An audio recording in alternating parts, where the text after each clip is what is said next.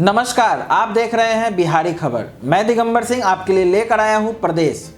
पाकिस्तान के मुंबई आतंकी हमले के गुनहगार हाफिज सईद को नए मामले में 15 साल की कैद। डैनियल ब्रेडरम ने केंट क्रिकेट के साथ अपना अनुबंध 3 साल के लिए बढ़ाया।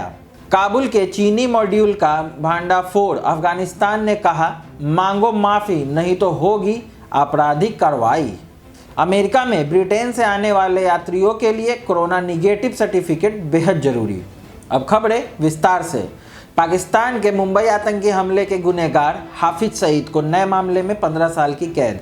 पाकिस्तान के आतंकवाद रोधी न्यायालय ने मुंबई आतंकी हमले के मास्टरमाइंड और जमात उद दावा के प्रमुख हाफिज सईद को 15 साल जेल की सजा सुनाई है। आतंकी संगठनों के वित्तीय मदद के मामले में सईद को पहले ही 21 साल की सजा सुनाई जा चुकी है। उससे पिछले साल 17 जुलाई को इस मामले में गिरफ्तार किया गया था। ये सभी मामले एक साथ चलेंगे और उम्मीद जताई जा रही है कि 70 वर्षीय हाफिज सईद की बाकी जिंदगी कैद में ही गुजरेगी। हालांकि यह भी कहा जा रहा है कि एफटीएफ की ग्रे लिस्ट से निकलने के लिए पाकिस्तान आतंकी संगठनों के खिलाफ सख्ती का दिखावा कर रहा है। फरवरी में एफएटीएफ की बैठक होनी है। गुरुवार को लाहौर के आतंकरोधी न्यायालय ने जमात उद दावा प्रमुख हाफिज सईद सहित संगठन के 5 नेताओं को 15 साल की सजा सुनाई। अदालत ने सईद पर 2 लाख पाकिस्तानी रुपए का जुर्माना भी लगाया है। सईद को पहले ही टेरर फीडिंग के 4 अलग अलग मामलों में 21 साल की सजा सुनाई जा चुकी है। इन 5 मामलों में मिली सजा हाफिज सईद को एक साथ भुगतना होगा। लाहौर की कोर्ट लखपत जेल में टेरर फंडिंग के 5 मामलों में उसे 36 साल से अधिक समय तक जेल में रहना होगा। डैनियल ब्रेडरम ने केंट क्रिकेट के साथ अपना अनुबंध 3 साल के लिए बढ़ाया। सलामी बल्लेबाज डैनियल बेल ने केंट क्रिकेट के साथ 3 साल का अनुबंधन विस्तार किया है। वह 2023 सीजन के अंत तक क्लब में बने रहेंगे।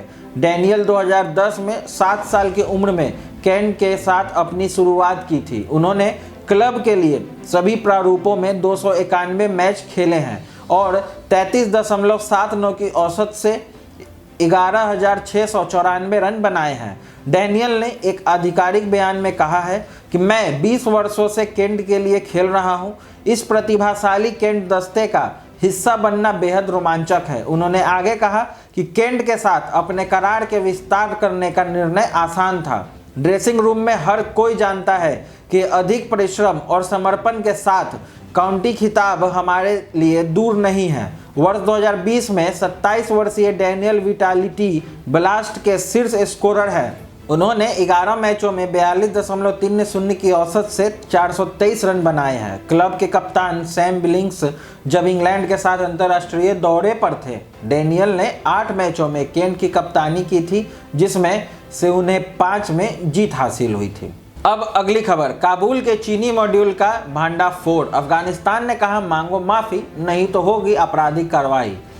पीठ पीछे छुरा भौंकने की फितरत वाले चीन ने एक बार फिर कुछ ऐसा ही हरकत की है। हालांकि इस बार उसे अपनी इस हरकत पर भारी शर्मिंदगी भी उठानी पड़ रही है। दरअसल अफगानिस्तान की राजधानी काबुल से एक चीनी मॉड्यूल का भांडाफोड़ हुआ है जो आतंकी सेल का संचालन कर रहा था।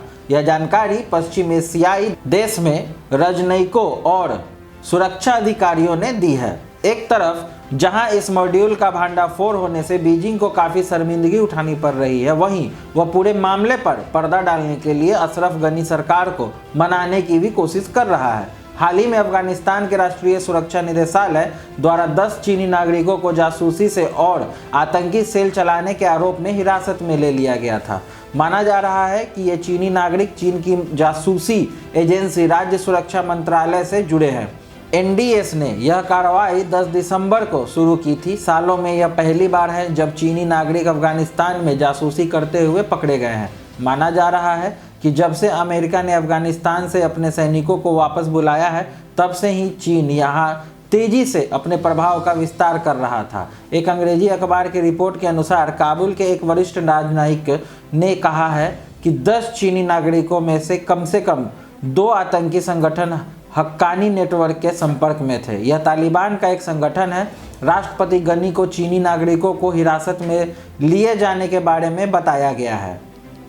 अमेरिका में ब्रिटेन से आने वाले यात्रियों के लिए कोरोना निगेटिव सर्टिफिकेट जरूरी। अमेरिका ने कहा है कि ब्रिटेन से आने वाले यात्रियों को अपनी उड़ान से पहले कोविड-19 मुक्त होने का प्रमाण पत्र हासिल करना होगा। अमेरिका से पहले भी कई देश ब्रिटेन में कोरोना वायरस का नया प्रकार सामने आने के बाद वहां से अपने यहां आने वाले यात्रियों के लिए प्रतिबंधों की घोषणा कर चुके हैं।